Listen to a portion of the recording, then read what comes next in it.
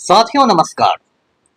पटना बिहार से मैं Amitabh Kumar Das, IPS 94 batch, और आप देख रहे हैं मेरा अपना यूट्यूब चैनल दास बोले बिंदास।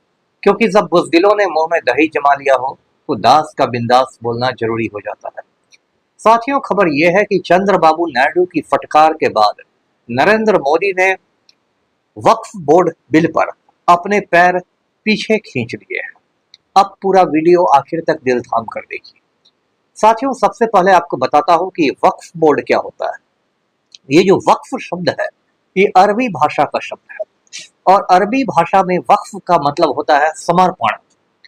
तो यदि कोई मुसलमान अपनी चल या अचल संपत्ति को धार्मिक कार्यों के लिए समर्पित कर दे तो वो वक्फ की संपत्ति हो जाती है। मान लीजिए किसी मुसलमान ने अपनी वसीयत में लिख दिया कि मेरी 10 एकड़ जमीन पर या तो कब्रिस्तान बनेगी या मदरसा बनेगा या मस्जिद बनेगी, तो वो जमीन वक्फ को चली जाएगी। जो वक्फ की जमीन होती है उसका मैनेजमेंट, उसका प्रबंधन वक्फ बोर्ड करता है।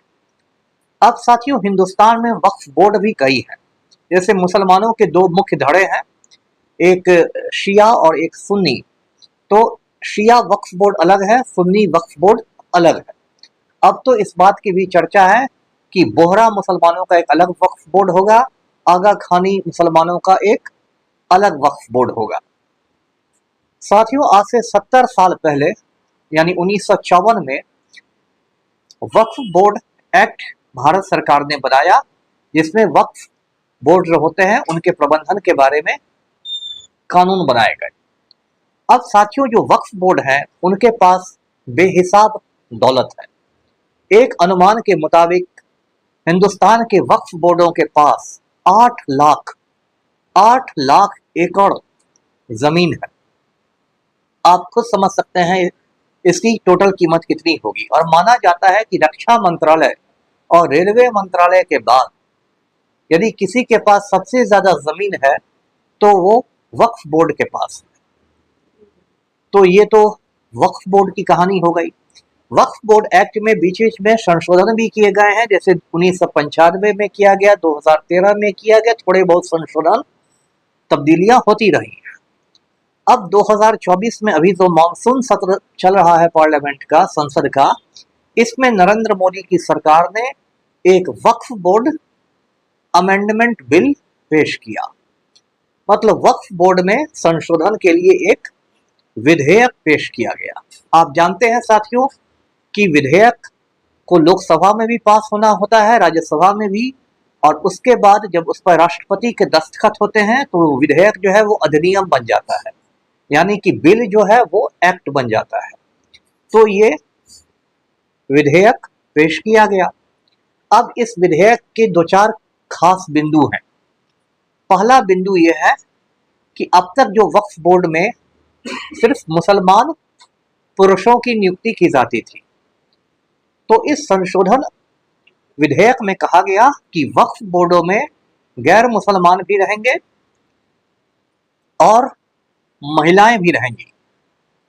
तो महिलाओं को जो रखने का प्रावधान है, इसका हर किसी ने स्वागत किया, क्योंकि हम लोग 21वीं सदी में रह रहे हैं। अब तो महिलाएं अंतरिक्ष पर में जा रही हैं, एवरेस्ट पर चढ़ रही हैं, हर चीज में महिलाएं मर्दों से कंधा मिलाकर चल रही हैं। तो वक्फ बोर्ड में महिलाएं क्यों नहीं होंगी, और इसका किसी ने विरोध नहीं किया।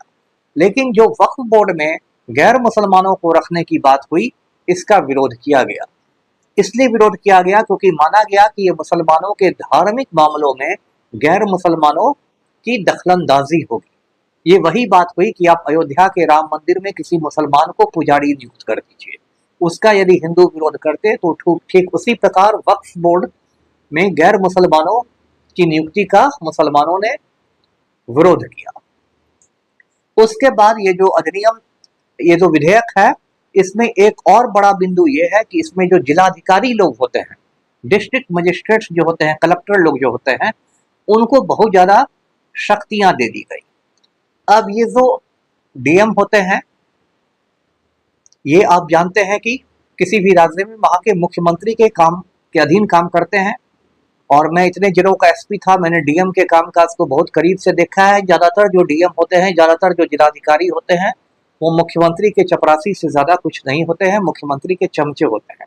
तो जिलाधिकारियों को बहुत शक्तियां देने का मतलब है कि वो अपने अपने राज्य के मुख्यमंत्रियों के इशारे पर काम करेंगे। यानी कि जिन राज्यों में बीजेपी की सरकार है, भाजपा की सरकार है, वहाँ बीजेपी के मुख्यमंत्री उन जिलाधिकारियों से मनमर्जी से वक्फ बोर्ड का प्रबंधन करेंगे।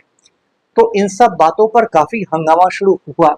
आप जानते हैं कि मोदी का नारा था अब की बार 400 पार, लेकिन 4 जून को जो नतीजे आए उसके बाद हो गया अब की बार लंगड़ी सरकार। तो जो मोदी की सरकार है वो 2 बैसाखियों पर टिकी हुई है। पहली बैसाखी है चंद्रबाबू नायडू की, तेलुगु देशम के 16 सांसद हैं, और दूसरी बैसाखी है पलटू राम की, जनता दल यूनाइटेड के 12 सांसद हैं। इन 28 सांसदों के बल पर मोदी की सरकार टिकी हुई है। तो जो जेडीयू है उसमें तो जितने मुंह उतनी बातें हुई। ललन सिंह ने संसद में वक्फ बिल का सपोर्ट किया, लेकिन जदयू के अंदर से इसके खिलाफ भी आवाजें उठी। गुलाम गौस ने इसका विरोध किया, गुलाम रसूल बलियावी ने विरोध किया, और एक तरह से जदयू में फूट पड़ गई। लेकिन जो तेलुगु देशम है, चंद्रबाबू नायडू की पार्टी, उसने इसका जमकर विरोध किया। चंद्रबाबू नायडू अभी आंध्र प्रदेश के मुख्यमंत्री हैं, और आज के हालात में देश में वो सुपर प्राइम मिनिस्टर के रूप में देखे जाते हैं। तो चंद्रबाबू नायडू ने फोन करके मोदी जी को ऐसी फटकार लगाई कि मोदी जी का 56 इंच का सीना पिचक गया, और मोदी जी की समझिए घिघी बन गई। उसके बाद मोदी जी इस बात के लिए राजी हो गए कि ये जो विधेयक है इसको अभी पास नहीं कराया जाएगा और इसको जेपीसी में भेज दिया जाएगा। अब आप पूछेंगे कि ये जेपीसी क्या होता है। तो जेपीसी का मतलब होता है ज्वाइंट पार्लियामेंट्री कमेटी, जिसको हिंदी में कहते हैं संयुक्त संसदीय समिति।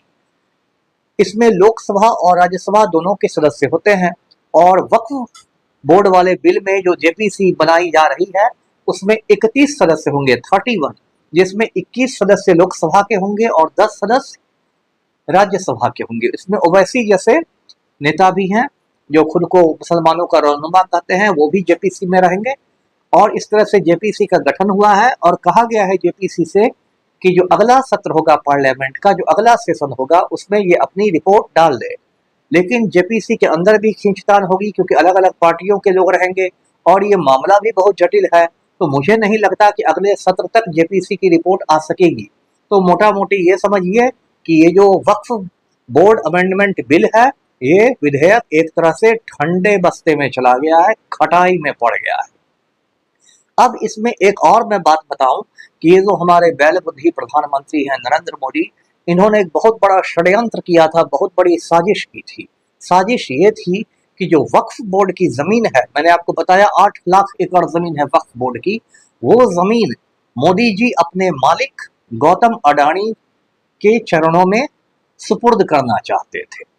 आप जानते हैं कि नरेंद्र मोदी के मालिक हैं गौतम अडानी, और पिछले 10 सालों में नरेंद्र मोदी ने निजीकरण के नाम पर इस देश के अनेक बंदरगाह गौतम अडानी को दे दिए हैं, अनेक हवाई अड्डे अडानी को दे दिए हैं, रेलवे की संपत्तियां अडानी के हवाले कर दी है, और 24 में 18 घंटे रोजाना नरेंद्र मोदी काम करते हैं गौतम अडानी का मुनाफा बढ़ाने के लिए।